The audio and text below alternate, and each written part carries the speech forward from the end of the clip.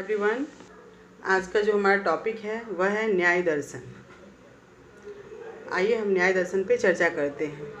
हमारा जो 9 दर्शन है, जिसमें 6 आस्तिक दर्शन एवं 3 नास्तिक दर्शन है। 6 आस्तिक दर्शनों को षड दर्शन कहा जाता है। इन्हीं षड दर्शनों में से एक है न्याय दर्शन। न्याय दर्शन के प्रवर्तक महर्षि गौतम माने जाते हैं। महर्षि गौतम का एक और नाम है अक्षपाद। न्याय दर्शन 2 संप्रदायों में बटा हुआ है। पहला प्राचीन न्याय दर्शन और दूसरा नव्य न्याय दर्शन। नव्य न्याय दर्शन के प्रवर्तक गंगेश उपाध्याय माने जाते हैं। महर्षि गौतम के द्वारा रचित प्रमुख ग्रंथ का नाम है न्याय सूत्र एवं गंगेश उपाध्याय के द्वारा रचित प्रमुख ग्रंथ का नाम है तत्व चिंतामणि। अब देखते हैं कि न्याय का अर्थ क्या है।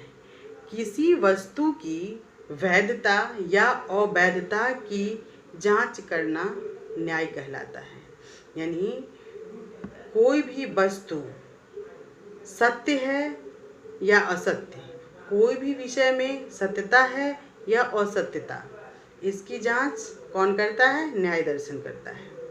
हमारा जो बाकी 5 दर्शन है, जिसमें हमने मोक्ष के बारे में, आत्मा के बारे में, ईश्वर के बारे में, परमात्मा के बारे में, प्रकृति के बारे में जो भी ज्ञान प्राप्त की है, क्या वह ज्ञान वैलिड है या नहीं, इसका जांच हमारा न्याय दर्शन करता है।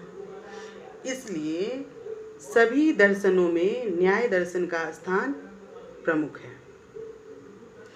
अब हम ज्ञान किसे कहते हैं? वह प्रक्रिया जिसके द्वारा मस्तिष्क किसी निष्कर्ष पर पहुंचता है, न्याय कहलाता है। अब व्यक्ति निष्कर्ष पर कैसे पहुंचता है? अपनी बुद्धि के द्वारा, अपने विवेक के द्वारा और तर्कों के द्वारा। तर्कों के द्वारा हम किसी निर्णय तक पहुंचते हैं, इसलिए इसे तर्कशास्त्र भी कहा जाता है। वात्स्यायन का कहना है कि प्रमाण के द्वारा प्रमेय को जानना ही, प्रमेय की परीक्षा करना ही न्याय है। प्रमाण के द्वारा प्रमेय की परीक्षा करना ही न्याय है। अब सवाल उठता है कि किसके साथ न्याय करना है? तो हमें अपने ज्ञान के साथ न्याय करना है। अब यह ज्ञान क्या है, ज्ञान का स्वरूप क्या है, थोड़ा सा हम देख लेते हैं। ज्ञान 2 शब्दों के योग से बना है। ज्ञा प्लस ल्यूट, जिसका अर्थ होता है जानना या बोध होना। किसी विषय को या वस्तु को जानना ही ज्ञान कहलाता है। अब ज्ञान का स्वरूप कैसा होता है? ज्ञान जो है वस्तु को प्रकाशित करता है। कैसे प्रकाशित करता है? जैसे आप अंधेरे रूम में आप बल्ब जलाते हैं तो जो घर के अंदर की जो वस्तुएं होती हैं वो सभी चमक उठते हैं, प्रकाशित हो उठते हैं। ठीक उसी प्रकार ज्ञान रूपी प्रकाश जब हमारे अंदर, हमारे आत्मा में प्रवेश करता है, तो हमारा जो अंधकारमय, जो तमसमय जो आत्मा है वो प्रकाशित हो उठता है, आनंदित हो उठता है। ठीक है। ज्ञान हमारे कार्य का आश्रय है। यानी हमारा ज्ञान ही हमारे कार्य को तय करता है। हम ज्ञान के अभाव में गलत कार्य कर बैठते हैं और हमें ज्ञान है तो हम सही कार्य का निर्णय लेते हैं। आपके जीवन में बहुत सारी ऐसी मोड़ आती है जहां आपको यह डिसीजन लेना होता है कि आप कौन से कार्य करें, कौन सा रास्ता का चुनाव करें। तो ऐसी स्थिति में आपको ज्ञान होना बहुत ज़रूरी है। आपके पास सही ज्ञान होगा तो आप सही निर्णय लेंगे। ठीक है। ज्ञान आत्मा का गुण है। अब ज्ञान कहाँ आता है? तो आत्मा में, इसलिए ज्ञान को आत्मा का गुण कहा गया है। अब ज्ञान की जो प्रक्रिया होती है उसमें कौन कौन से तत्व होते हैं? सबसे पहले ज्ञाता, जिसको ज्ञान चाहिए। उसके बाद ज्ञेय, जो जानना है हमें, जो हमारा विषय वस्तु है। उसके बाद क्या चाहिए, तो ज्ञान चाहिए। तो आत्मा के 3 गुण होते हैं, ज्ञाता, ज्ञेय और ज्ञान। ठीक है, अब हम देखते हैं कि ज्ञान शब्द जो है उसका अर्थ क्या है। ज्ञान को हम 2 अर्थों में लेते हैं, पहला संकुचित अर्थ में, दूसरा व्यापक अर्थ में। संकुचित अर्थ में जब हम ज्ञान लेते हैं तो सिर्फ यथार्थ ज्ञान की बातें करते हैं, लेकिन जब हम व्यापक अर्थ में ज्ञान को लेते हैं तो उसमें यथार्थ ज्ञान एवं अयथार्थ ज्ञान दोनों ही सम्मिलित होता है। क्योंकि ज्ञान गलत हो या सही, ज्ञान तो ज्ञान होता है, ज्ञान तो आपको है, चाहे सही है या गलत है। यथार्थ ज्ञान को प्रमा कहते हैं एवं अयथार्थ ज्ञान को अप्रमा कहते हैं। तो अब हम देख लेते हैं कि प्रमा और अप्रमा क्या है। प्रमा 2 शब्दों से मिलकर बना है, प्रो प्लस मा।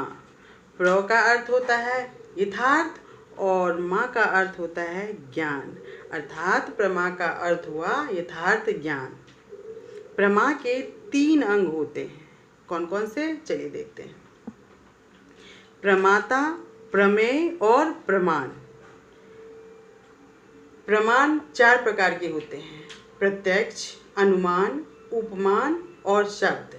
हम सांख्य दर्शन में भी पढ़े हैं, इसीलिए प्रत्यक्ष, अनुमान, उपमान एवं शब्द को समझने में आपको कठिनाई नहीं होनी चाहिए।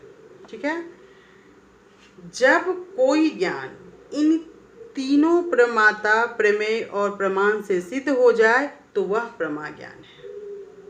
अर्थात कोई भी ज्ञान जो प्रमाता, प्रमेय एवं प्रमाण से सिद्ध हो जाए तो उस ज्ञान में किसी भी प्रकार की संशय नहीं रह जाती है, किसी भी प्रकार का कन्फ्यूज़न नहीं रह जाता है, वो एकदम यथार्थ ज्ञान हो जाता है। उस ज्ञान में किसी भी तरह की बाध्यता नहीं आती है, इसीलिए उस ज्ञान को हम प्रमा ज्ञान कहते हैं। ठीक है, अब देखते हैं अयथार्थ ज्ञान क्या होता है। उससे पहले हम प्रमा के लक्षण देख लेते हैं कि कौन कौन से लक्षण होते हैं प्रमा ज्ञान के। प्रमा ज्ञान का 6 लक्षण है। पहला नवीनता, दूसरा यथार्थता, पहला निश्चितता, दूसरा नवीनता, तीसरा यथार्थता, चौथा कारण दोष रहितता, 5वां अबाधिता और 6ठा उपयोगिता। ठीक है, ये सभी प्रमा ज्ञान के लक्षण हैं। अब हम देख लेते हैं अप्रमा ज्ञान। अप्रमा का अर्थ होता है अनुभव ज्ञान के आधार पर प्रमाता, प्रमेय और प्रमाण संशय युक्त हो जाए तो वह ज्ञान अयथार्थ ज्ञान है। जो ज्ञान प्रमाता, प्रमेय एवं प्रमाण से प्रूव्ड हो जाता है वह यथार्थ ज्ञान है। ठीक उसका उल्टा, अगर इसमें थोड़ा सा भी संशय रह जाए, यह तीनों से प्रूव नहीं हो सके, तो यह अप्रमा ज्ञान कहलाता है। और अब अप्रमा ज्ञान के कौन कौन से लक्षण हैं, तो सबसे पहला लक्षण है संशय। संशय वह स्थिति है जहाँ पर हमारा मन 2 कोटियों के बीच भटकने लगता है। जैसे आप कोई कार्य करने चलते हैं, आपको सही ज्ञान नहीं है, तो आप उससे पहले सोचेंगे कि यह काम करें ना करें, सही है गलत है। तो यह जो संशय वाली स्थिति होती है सो ज्ञान के अभाव के कारण ही होती है। इसे अप्रमा ज्ञान कहते हैं। इसमें संशय युक्त ज्ञान को अप्रमा ज्ञान कहते हैं। दूसरा है भ्रम या विपर्य।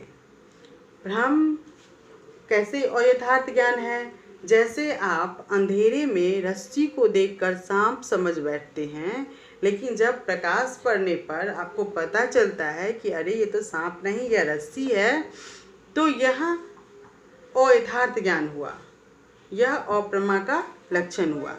भ्रम भ्रम भी 2 प्रकार का होता है, मति भ्रम एवं सामान्य भ्रम।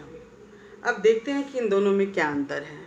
मति भ्रम वह होता है जब आप को कोई आवाज़ नहीं दे रहा हो, आप अकेले घर में बैठे हो, आपको ऐसा लगता हो कि हमें कोई बुला रहा है, या कोई आवाज़ दे रहा है, या आप किसी को नहीं देखते हैं फिर भी आपको लगता है कि कोई वहाँ बैठा हुआ है, मतलब वहाँ कुछ नहीं हो, कुछ कोई विषय नहीं हो, कोई वस्तु नहीं हो, फिर भी आपको ऐसा आभास हो कि ऐसा हो रहा है, तो यह मति भ्रम अप्रमा है। लेकिन सामान्य भ्रम जो होता है उसमें वस्तु तो होती है लेकिन अयथार्थ रूप में। जैसे आप अंधेरे में रस्सी को सांप समझ बैठते हैं तो यह भ्रम है, लेकिन रस्सी तो वहाँ है जिसको आप सांप समझ बैठे। तो मति भ्रम में कोई वस्तु नहीं होती, कोई विषय नहीं होती, फिर भी आपको ऐसा लगता है कि ऐसा होगा या ऐसा हो रहा है। लेकिन जब सामान्य भ्रम की बात होगी तो वहाँ विषय भी होगी, वस्तु भी होगी, लेकिन वो अयथार्थ रूप में। इसे सामान्य भ्रम कहते हैं। तीसरा है तर्क। परोक्ष रूप से किसी बात को सिद्ध करना तर्क कहलाता है। आपका ज्ञान अयथार्थ है, इसको आप कैसे सिद्ध करेंगे? तर्क के द्वारा ही सिद्ध करेंगे आपका ज्ञान यथार्थ है या अयथार्थ। ठीक है, तो ये था हमारा प्रमा और अप्रमा। और न्याय दर्शन में जो न्याय दर्शन का उद्देश्य